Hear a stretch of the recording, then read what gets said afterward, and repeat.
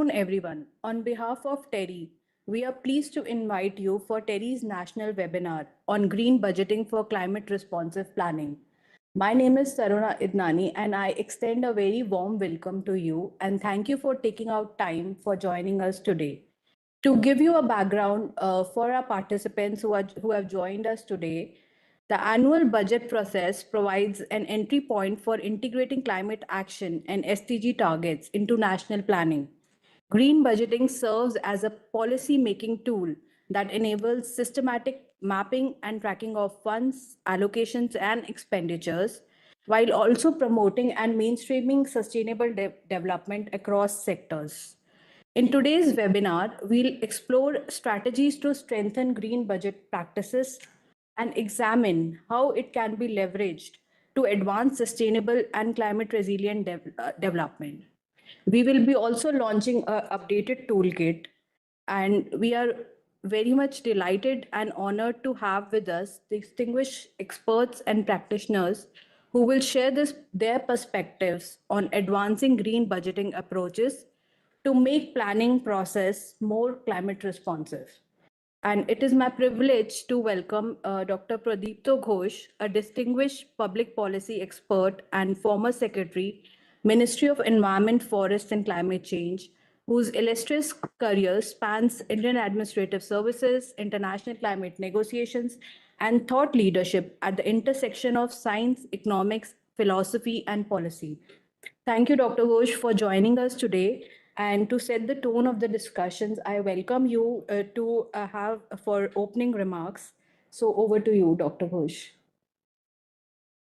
Thank you, Taruna, and good afternoon to all the participants and presenters of this very timely and impactful, I hope, webinar on green budgeting for climate responsive planning.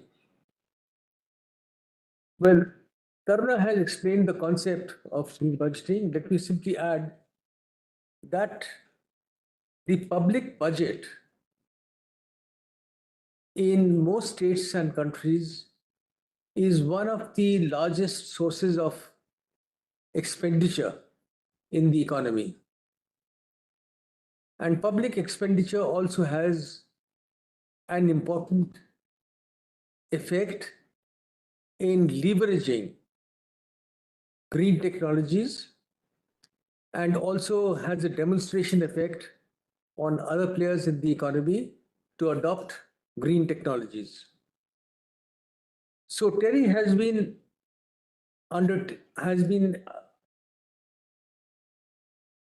in touch with several state governments over the past 3 years to take up green budgeting, and in fact, TERI's efforts have met with success in Puducherry, Bihar, and hopefully Assam. And these states and union territories have taken up green budgeting, over the last several years, and it has demonstrated that this can make a difference to the green outcomes in the state. The concept of green budgeting is very simple, and it will be fully explained in the presentation to follow. And the purpose of this webinar is to heighten the awareness of green budgeting among the participants, and hopefully stimulate further thought and action on taking up green budgeting. The methodology of green budgeting is an evolving one, and capacity has to be built among the participating states and union territories over time. We are still in the early days, but we have encountered significant success in these early days. And over the years, greater capacity will evolve and the methodology will also evolve. So with these few words, let me turn to Dr. Shelley Kedia, Senior Fellow and Director TERI, to give her presentation on green budgeting and the launch of the updated toolkit for practitioners who intend to take up green budgeting. So over to you, Dr. Shelley. Thank you so much, Dr. Ghosh. Thank you, Taruna. I will be sharing my screen, and I request someone to confirm if you can see the screen.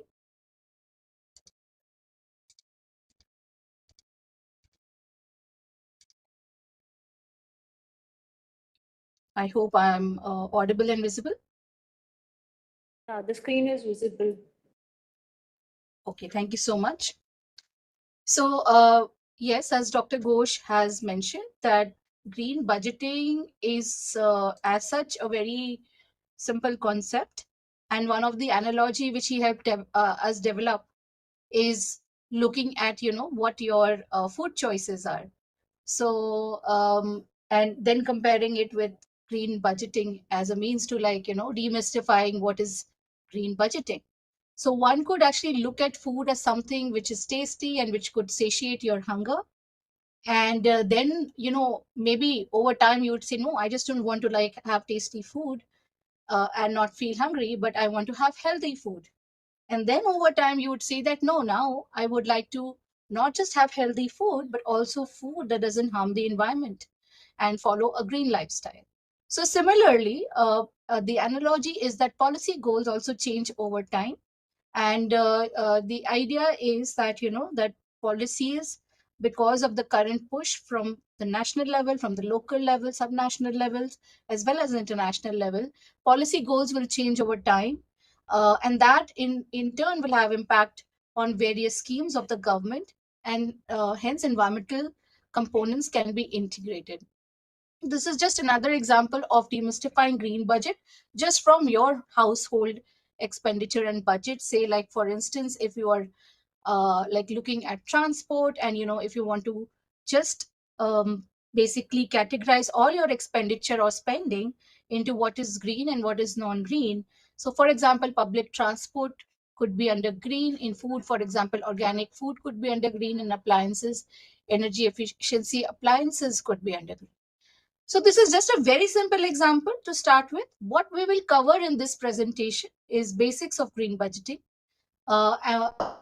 approaches of green budgeting, and examples from various subnational, which are available in public domain, subnational governments, initiatives within India on green budgeting. And we'll also look at some international practices and the way forward.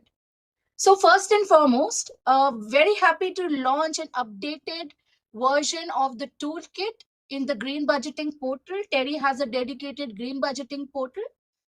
This was our first attempt to start collating resources, but also have an open access toolkit. And we are happy to share that we are launching version 2.0 now. We started with a very basic toolkit at the time. The concept was very new, and we largely built on the experience of gender budgeting and child budgeting. However, environmental as an issue is more complex, more multidimensional. And so we have now updated the toolkit to not just have a primer, but a playbook on green budgeting, because now we have reached a stage where it can actually be implemented with some capacity building and technical assistance. So just to take you through the green budgeting portal, the link is there.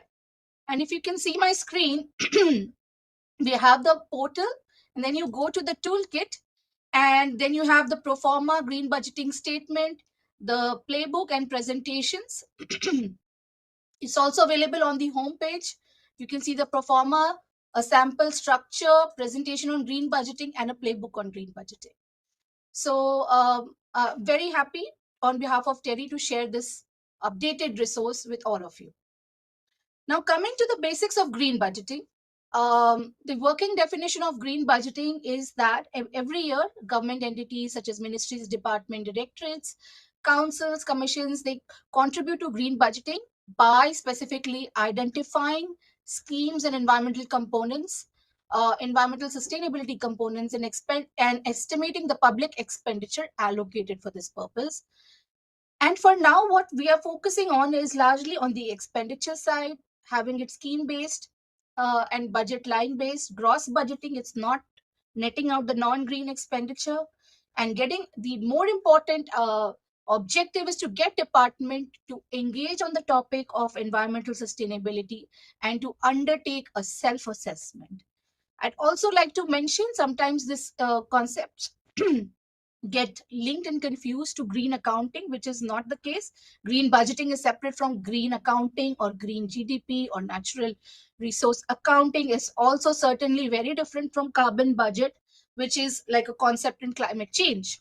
And also there has been a prevalence of climate budgeting, which we see as a subset of green budgeting, since based on our experience with subnational governments, they would like to take one common environmental budgeting process which covers other environmental issues apart from climate issues. Green budgeting, why is it important? Firstly, public spending and the process of revenue raising has a huge impact on the environment. It can be both positive or detrimental or negative. What green budgeting does is, since during the budget process, all different line ministries, different line departments, they come together, it can promote a whole of a government approach, which is direly needed for environmental sustainability. Also, green budgeting is most importantly a self-assessment tool to begin with in the beginning, so that governments can start identifying schemes, firstly, which have a potential for environmental sustainability or are already contributing to environmental budgeting, and then innovate over time, secondly. So, so first and foremost, amongst the 6 pillars of green budgeting, it is a self-assessment tool. Over time, one can innovate and allocate resource more to environmental budget heads.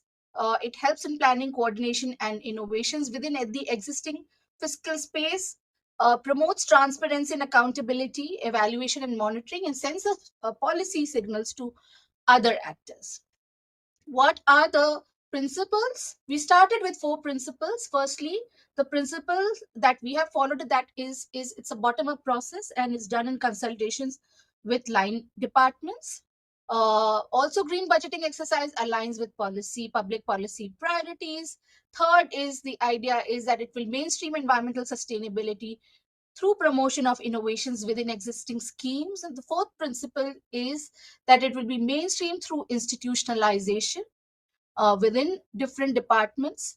And of course, principle 5, which Dr. Ghosh has strongly advocated and has mentioned that it is an evolving process. So green budgeting will progressively become more detailed with iterations. And to begin with, the stakeholders could first report on output indicators, and then on outcome indicators, and then eventually on the impact indicators.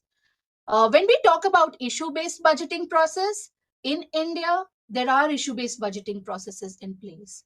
For example, Statement 13 is on gender budgeting, and Statement 12 of the Union Budget is on child budgeting. Also, this is a issue-based budgeting process which has been implemented by many states. And many states have gone further to introduce other issue-based budgeting processes. For example, in case of Puducherry, we have the youth budget. In case of Assam, we have the disability or Divyang budget. So when we talk specifically about green budgeting, Bihar became the first state to implement green budgeting. And we were very happy that TERI joined hands with IDRI, who we have a representative from our partners here.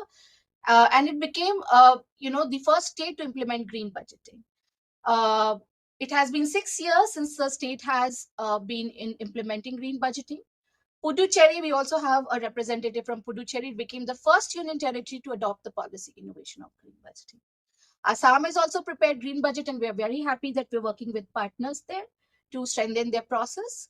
Also, Kerala has prepared an environmental budget, and the methodology that was used was basically from the toolkit and primer that we had developed earlier. Meghalaya, Odisha, and Rajasthan have implemented climate budget, which is a subset of green budget. What the opportunity is to put in place environmental SDGs and NDC or SAPCC aligned budgets in place. So this is one. When we talk about international experience, France was one of the first countries to start with tagging of budgets based on the environmental impact that was perceived. Indonesia also focuses largely on climate parameters, Philippines similarly, and Italy and European Union also monitors these spending aspects. So largely, I would say that even from international experience, the focus so far has been to start with looking at the spending aspect. When we talk about green budgeting, we follow a four-step process. We engage with stakeholder, we develop a template or a pro forma, and then we work with the stakeholders to institutionalize the process. And I have to say that it has been very encouraging about the uptake of stakeholders. And then, of course, the final step is preparing the green budget. But then again, it's an evolving and iterative process. And what we have seen in states that this methodology has evolved over time. This is not to say that green budgeting is the only panacea or silver a bullet. There are limitations. It is a first step to serve as a self-assessment tool. And I would say that while some say that, oh, it's just accounting. But I think accounting is a very important self-assessment tool and a very important first step towards larger leaps and promoting action at scale. So what green budget helps us to answer is who spends, which government, which department, on what activities, how much do they spend, and on what aspect do they spend. Of course, the analysis of expenditure is not sufficient to evaluate the compliance with international commitments, and it may not even tell the full story. However, the limitations cannot take away the advantage of such an exercise because it brings together in a coherent manner various work streams on climate change, biodiversity, sustainable energy, sustainable urbanization, responsible consumption and production, and other aspects related to the environment and ecosystems. Also, one very important aspect is when we look at the subnational process of the state action plan on climate change.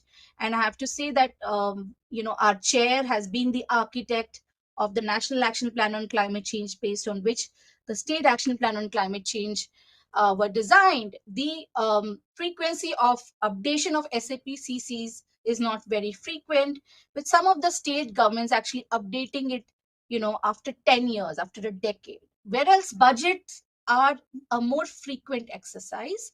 So the aspects related to SAPCC along with other environmental policies can actually be mainstreamed and revisited many times due to the budget. The aspects that we promote a multidimensional approach for green budgeting, wherein we look at themes, activities, environmental SDGs, also in some case the corresponding SAPCC goals, and ultimately the objective would be to evolve this policy innovation towards environmental impacts. On this slide, you see some of the themes for green budgeting, which includes agro, forestry, biodiversity, some of the very obvious environmental ones, but also like some of the not so obvious environmental ones. When we talk about, say for example, even the police department could actually play a larger role in terms of enforcement and spreading awareness as part of their civic responsibilities. The kind of activities that we see in green budgeting could start from demonstration projects to capacity building, awareness raising, but largely related to schemes and program implementation, which actually at this stage has constituted a bulk of the activity. Some of the environmental SDGs are depicted, which includes goal number 2 for organic agriculture and sustainable food systems, SDG 7, 8, on the education side, on the gender equality side, and so on and so forth. And of course, looking at climate action, SDG 12, and responsible consumption production, along with life on land and water. So this is a typical layout for a green budget, which starts with preliminary pages explaining the concept of green budgeting. This is all available in the toolkit. Looking at green budgeting principles, framework and process, key initiatives of environmental sustainability under which output indicators can be reported eventually, then looking at the core analysis part, conclusion and ways forward. Now, just this is an example of Puducherry, and to see that how environmental allocation this is based on the budget announcement has increased over years. This is just an example of Puducherry and how the themes are mapped, and what we see, for example, in case of Puducherry a lot relates to climate change mitigation, followed by sustainable consumption and production and waste management. And of course, this all differs and varies according to the geography and the typology and the ecosystems in that space, in that state or the union territory. And when we talk about activity mapping, as was mentioned, program and scheme implementation would constitute a bulk amount of interventions, followed by green technology and infrastructure. For example, sewage treatment plants or renewable energy infrastructure. So this is the SDG mapping for the state of Puducherry. When we talk about Bihar, Bihar has been implementing the sixth green budget this year. And what we see that over years, the green budget component has increased by 4.5 times, which is a huge increase. And the number of schemes has increased by 3 times. When we look at the green budgeting SDG profiling for Bihar, what we look at is there is a lot of schemes identified under green budgeting which are under SDG 5, which is gender, which obviously relates to the state's priorities on gender related schemes. This is of course followed by food, because agriculture is an important livelihood sector, followed by life on land, for SDG 15. When we talk about the categories and the approach which Bihar has taken, this was developed following a modified Diomarker methodology in which the schemes are categorized into 6 components based on actual expenditures in the different budget heads, starting from fully dedicated to marginal significance. Fully dedicated means that the almost entire scheme is based on the environment, and marginal significance maybe means that scheme has just a small component of training and awareness related activities, for example, within the scheme. So this is just an example. In case of Assam, what we see is that Assam also tabled its third green budget, and the budget has increased by 1.6 times and the number of schemes by 6 times, which is quite an encouraging sign, showing the willingness of departments to put more and more schemes as being potentially contributing to environment or are already contributing to environment. The approach which Assam has taken is categorize these schemes into 4 components according to the budget share, which is kind of similar to what Bihar has taken, and of course mapping. Now, when we talk about a basic performer, this is a basic performer, and at this stage, what we can see is states can start reporting on actuals, the revised estimates, and the budget estimates, at least for 3 years. Justification on how the scheme contributes to environmental goal, theme, activity, and SDGs. So more detailed pro forma with the categories and illustrative list of themes, activities is given in an Excel toolkit on the Green Budgeting portal. So what is the road ahead? That yes, what we see based on the experience with various stakeholders and departments is that scheme-based budgeting process will continue to be a bottom-up process with inputs directly coming from departments and ministry. And this is also a learning process over time. Reporting based on actual expenditure, utilization, and outputs. So for example, what we would urge different departments to do is start reporting also on output indicator.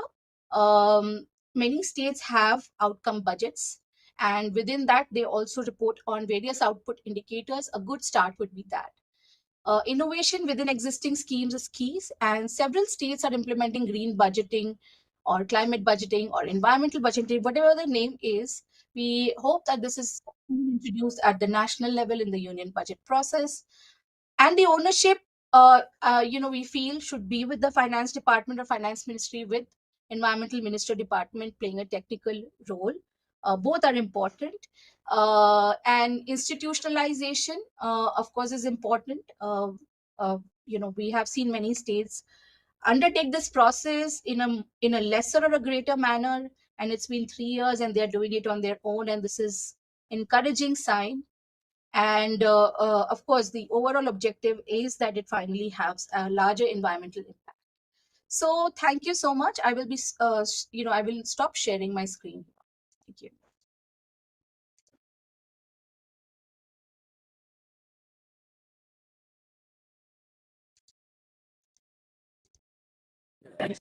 Little louder. Thank you, Shelly, for taking us through the toolkit and updated toolkit and approaches to green budgeting and how can we implement green budgeting and planning. So now we move to the next segment of our discussion, which is stakeholder perspectives. We have esteemed stakeholders who will bring diverse perspectives from state government and research institutions. The session will be chaired by Dr. Ghosh. So I would now like to invite our speakers. I would like to hand over to Dr. Ghosh. Thank you, Taruna. And I will call upon the stakeholders in turn to give their perspectives and presentations. So first we have Ms. Ayush Jain, Joint Secretary in the Department of Finance in the Government of Assam. So Ms. Jain, you have the floor. She's not there. I'm told she's not there. So our next speaker is Mr. K. Karamegam. He's an environmental engineer in the Department of Science, Technology and Environment, Government of Puducherry. So, Mr. Karamegam, you have the floor. Thank you, sir. Good afternoon, everyone, and thanks to TERI for leading today's crucial conversation on green budgeting for climate responsive planning. And it's an honor to me to represent Puducherry's Department of Science, Technology and Environment and offer my honest stakeholder perspective. Green budgeting is not just an accounting exercise. We look forward it as a transformative framework for embedding environment and climate priorities directly into government decisions.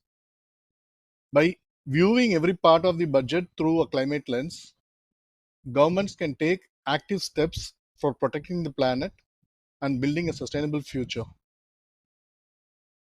As public officials, it is our responsibility to ensure each rupees spent reflects not only value for money, but value for the environment.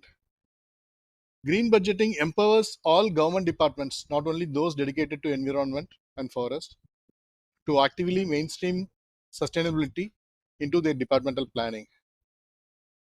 The true shift will occur only when the different sectors like health, education, agriculture, fisheries, tourism, etc., public works, when all those sectors reframe their projects through a climate lens.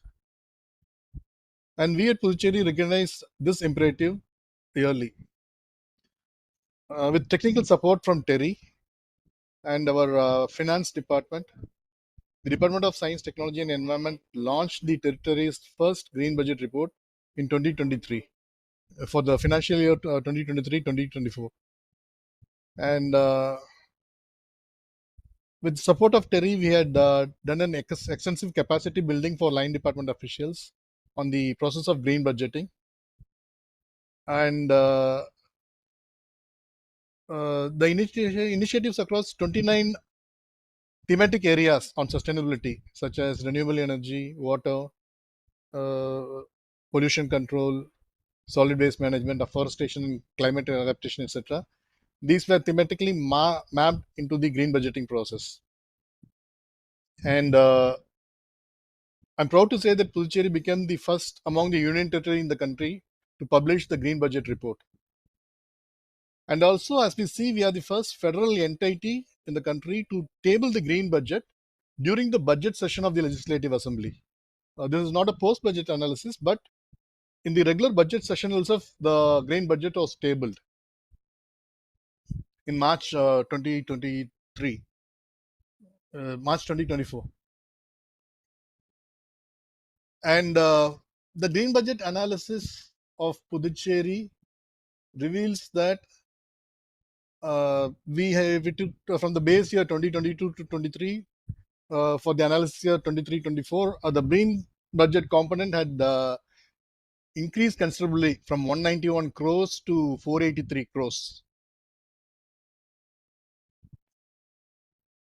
And as we see, the green budget, out of the 11,600 crores total budget in the year 23-24, the green budget component was 5.78%. And for the next year, 24-25, the total budget was 12,700, and the green budget had increased to 5.96%. The total green budget for 23-24 was 671 crores, and for 24-25, an enhanced green budget of 757 crores was allocated. And also the number of participating departments in this green budget process had gradually increased. In the base year, it was 9 departments, and that was increased to 15 departments actively participating in the green budget process, which signals broad government engagement. Major focus areas in the green budget from SDG perspective includes the good health and well-being, SDG 3, clean water and sanitation, SDG 6, clean energy, SDG 7, sustainable cities, responsible consumption and production, climate action, and life on land. So this green budgeting process has helped to integrate the environmental concern into many government departments in Puducherry, beyond the Department of Science, Technology and Environment and the Department of Forest. Other departments, including the finance, health, infrastructure, tourism, fisheries, etc. Almost 15 departments are now actively participating in the green budget process. And the Government of Puducherry works on implementing this green budget process in all the departments. And I'm happy to know that the Green Budget Toolkit of TERI has been updated, and the updated Green Budget Toolkit was showcased today to the participants. So this will definitely help the states in mapping the green expenditures and to monitor the outcomes in an effective manner. They have given clear templates for green budgeting, and also for preparing the green budget statements, and also how to present it. All those things have been incorporated into the toolkit, which is a very welcome one. So I hope that this will demystify the green budgeting process among the state governments, and it will also support structured analysis of green budget with among the stakeholder departments, and review the progress of green budget implementation by standardizing the reporting and tracking methods.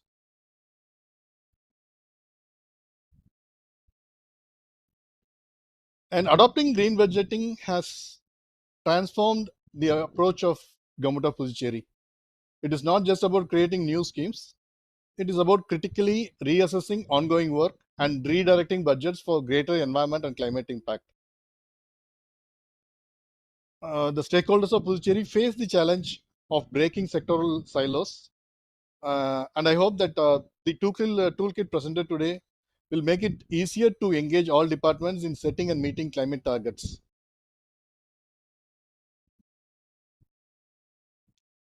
We at Puducherry remain committed to growing the share of grain allocation, mainstreaming climate goals, and serving as a model for other states and union territories. At this point, I wanted to say a big thanks to TERI for all the support they've given us in Puducherry's green budgeting work. And we hope this partnership continues, because there is so much we can learn and achieve together. Working with TERI helps us make sure our budget don't just look good on paper, but truly help build a greener and sustainable Puducherry. Thank you for the opportunity to speak, and congratulations to TERI on the launch of this vital toolkit. Thank you.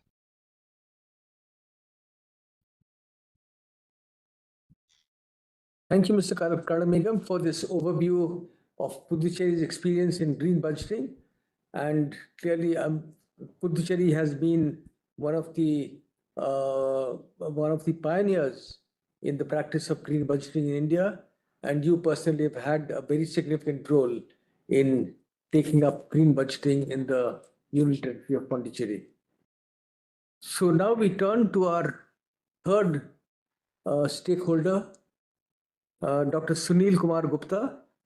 He's research lead, air pollution and climate change in the Center for Studies on Environment and Climate at AGRI in Patna.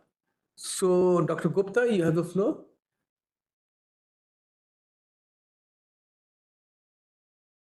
Yeah.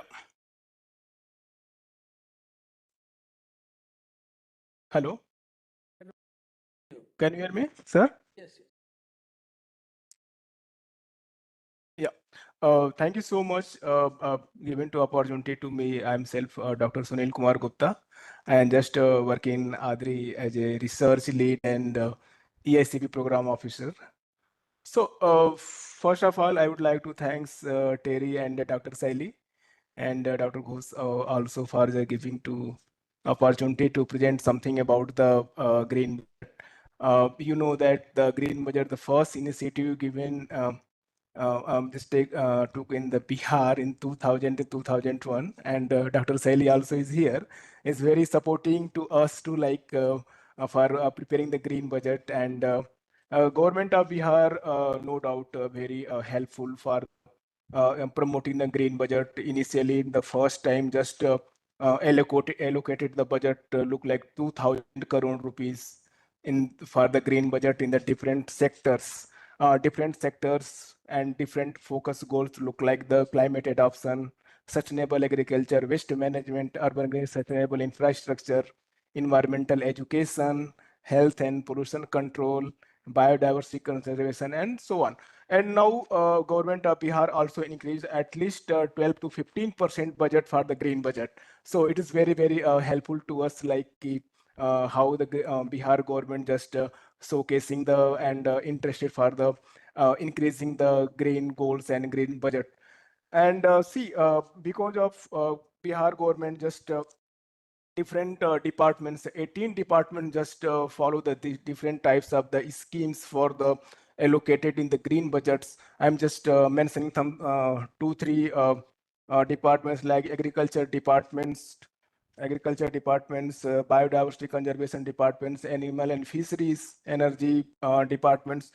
These departments, the governments just allocate different schemes. Look like the Bihar recent renewable energy department, agriculture agency, BREDA just are doing the different types of the activity in the energy department, and look like the grid connection rooftop is very, very popular Bihar, like in under the green budget schemes. Govardhan schemes for the collecting the different area, collecting the cow dung for the increasing the renewable energy. So this type of the look like the wetland conservation, and recently Ramsar site was decided in the Bihar for the wetland conservation. So these type of the schemes definitely government of Bihar doing the very well, and finance department is also doing the very, very good work for the this type of the schemes. So different departments, Adri also always just advocating to different departments for the increasing the increasing the different types of the activity like awareness program to the different stakeholder, different marginalized peoples, women's, and just promoting also the like Sikhi arts with the help of the look like the like livelihood to the different people, Sikhi art, apiculture also. So these type of the activity, Adri also doing the very good connection to the government of Bihar and doing promoting the these green budget and so on. So this is from my side. Thank you so much, Dr. Seli and Dr. Ghosh also.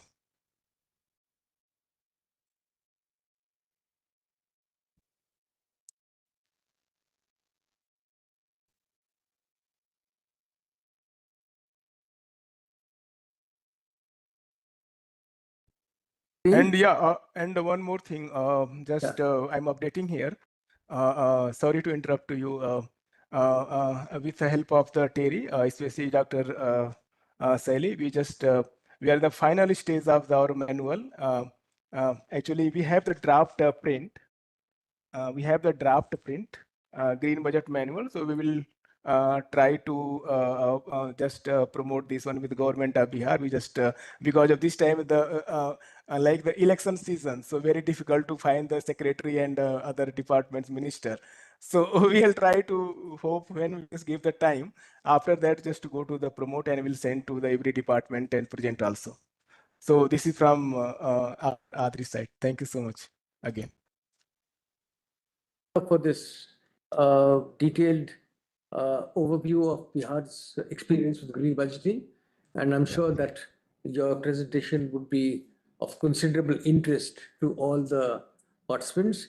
I would encourage you, if at all possible, to send out your presentation so that we can, if it is okay, we can share it with the other participants. So I hope that will be possible for you. Yeah. So now we have Miss Ayushi Jain, who has, no, she has not joined us. So I think that is, Yeah, I that think is someone all. from the finance department, Assam, has joined, but I think Okay. maybe they're facing technical issues. I don't know, like just maybe can someone from the finance department, Assam, who's joined, unmute themselves? So I think Dr. Ghosh, we can go to the question answers round, yeah, and okay. yeah, then we can just check. All with right. them. So it seems that the government of Assam is having technical difficulties, finance department, and so we now move to the next item, which is questions from the form. Now we had invited questions from prospective participants, and we received a very large number of questions. It would be very difficult to individually deal with them in the time available. So what we have done is that we have grouped the questions into 6 broad themes. And these themes are: first, governance. How can governments embed green budgeting into their financial frameworks in ways that ensure both measurable environmental outcomes and economic benefits? Second, the private sector. In what ways are corporations incorporating green budgeting into their strategies and operations? And what challenges does this create? The third is local or the community. How can green budgeting be effectively applied at the local and community levels, particularly in rural areas, to support climate responsive planning? Fourth is just transition. How can green budgeting be designed to support a just transition, ensuring that climate action creates jobs, protects vulnerable communities, and promotes inclusive growth? The fifth is finance. Beyond tracking expenditures, what mechanisms can governments use to measure the real environmental and social impacts of green budget allocations? And the final question is global obligations. How can green budgeting frameworks incorporate the obligations of developed countries to provide finance, technology transfer, and capacity building under international climate agreements? So, who would be taking the questions? Sherry, Dr. Sherry? We can ask panel. Yeah, Okay. I would, yes, encourage also the other stakeholders to begin in, also pitch in. So one is like, of course, the first question on how can governments embed green budgeting into the financial frameworks. Green budget itself is a very important means to do that by identifying schemes and environmental components. But I think over time, the process can evolve, linking it more strongly to outcome budgets, reporting on output indicators and then outcome indicators, and then of course looking at impact assessment studies. This, of course, going by the experience of gender budgeting could take some time, maybe a decade or so. But I think the whole process of self-assessment at this stage continues to be very important. In terms of private sectors and what way corporates are incorporating green budgeting into the strategies, I would say, well, corporates have their own reporting mechanisms. Some of them come up with net zero plans. Of course, most of them are, the large ones are reporting on sustainable, they are coming out with sustainability reports. It's also mandated by the by SEBI to have all the listed companies to report BRSR. So of course the approach is different, but I think green budgeting will also serve as a further nudge and give the right signals to the private sector. Also, another policy innovation that is linked to this is green public procurement, which sends the signals to markets. If the government spends more on green products, and government itself is a huge consumer, this will send the right kind of market signals. to the market, to private players to accordingly have those goods, products, and services. Local communities, yes, local communities, in terms of urban planning or municipalities, are also experimenting with green budgeting and climate responsive budgeting.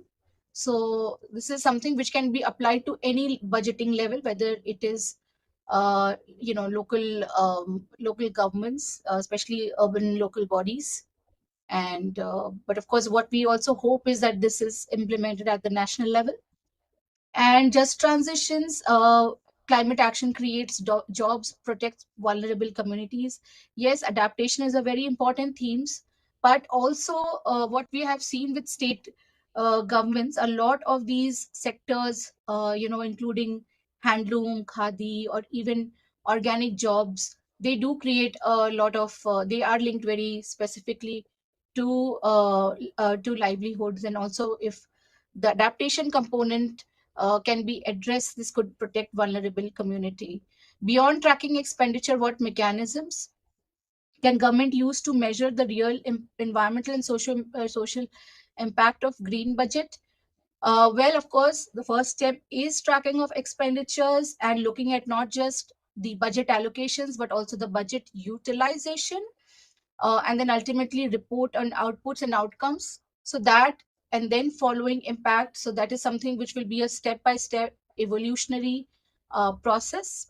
And green budgeting in terms of global obligation, yes, a lot of the green budgetings which we have seen in practice are aligned either with the sustainable development goals and definitely with their state action plan on climate change, which is then linked to the NAPCCs and the NDC. So yes, looking at these two frameworks, whether it is the SAPCC, NAPCC, and the even in NDC. As a matter of fact, some states are also at the back end mapping the NDC number 1, 2, 3 that way. Looking at that, we are expecting some more changes there.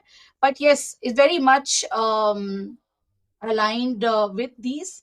More recently and more importantly, India will be coming up with the national adaptation plan for this COP. So I think this is also an opportunity which also addresses the component about vulnerable communities, looking at how these budgets can be further aligned with some of the actions that will be there in the national adaptation plan, because that has to be very bottom up.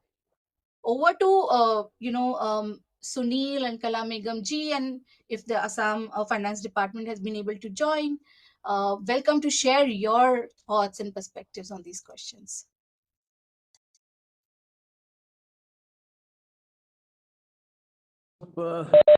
Mr. Kala Begum and Dr. Sunil Kumar Gupta, you are welcome to respond to these questions from the forms. Do you have the questions? Yes, sir. Thank you, sir. As Madam has already stated, actually the government has to align its goals with the international and national committed actions. That is one of the key steps for integrating green budget into the state government financial budget framework. So that alignment with national and international goals and commitments towards climate and other environmental sustainable development goals is a key thing. Once that is done, then we find the flagging of green budget actions in the various departmental activities is one of the successful tools for integrating green budgeting into the government planning process. And then for tracking, we need to have this monitoring and evaluation frameworks with output and outcome as suggested already. Like we should have the measurable indicators like reduction in the carbon emissions or improvement in air or water quality, the total area of restored forest lands, number of household having access to clean energy or clean drinking water, the number of green jobs created. Such kind of measurable indicators would help us in monitoring and ensuring that the green budget process is successful. Over to you, sir. Megam, for giving us your perspectives on the 6 questions that have been that are aggregated from the detailed questions which have come from the participants. And Dr. Sunil Gupta, do you have would you like to share your perspectives on these questions? Thank you so much, Professor. This is the very interesting questions. Bihar government just doing different types of the activity. To transport sector, energy sector, agriculture sectors look like doing a lot of work. In the case of the transport sector, we can say like that government of Bihar just initiated especially for the renewable energy, just going for the e-vehicle. So more than 450 e-vehicle in Bihar government just introduced in the as a e-vehicle as a bus, as well as the just ban the more than 50 years of the diesel vehicle and promoting the three e-wheeler, especially for the Toto. So this is very popular in the Bihar, Patna, and some other non-autonomous city like Gaya, Muzaffarpur, and Patna. So other works like the integrated chulha, because of the domestic issues, domestic fossil fuel is the very critical to the human, especially for the women health. Our one study just look like lung cancer is very in the Bihar, especially for the just responsible for the indoor air pollution, like the cooking of the coal and cooking of the wood. So government of Bihar just distribute the at least more than 500 integrated chulha for the combating this type of the pollution. So these type of activities, government of Bihar and other departments, agriculture departments, just doing using the promoting the neem urea for the combating the especially for the nitrogen ammonia pollution. Everyone know that more than 70% ammonia released from the agriculture sectors. So these type of activity and some other department, pollution control board, Ministry of Environment for Climate Change, government of Bihar, agriculture sectors, other departments just doing the very initiative. And our team also always just meeting with different sectors, different departments. So government of Bihar definitely doing a lot of good work nowadays. Thank you, sir. Dr. Gupta, for giving us your perspectives on these questions. A few raised. Sorry? Yes. Some participants were. No, we don't have, because there are more than 400 participants, so it will be difficult to invite the participants now to this.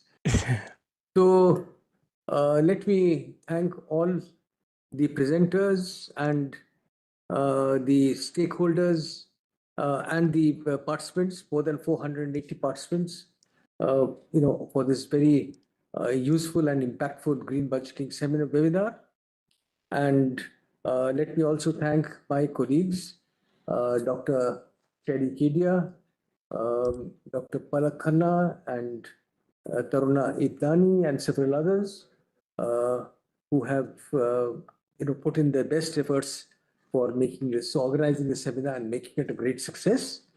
So let me turn now to Dr. Shelley Kedia in case she has any final thoughts or words on this theme. Thank you so much, Dr. Ghosh, and thank you so much for guiding us through this process.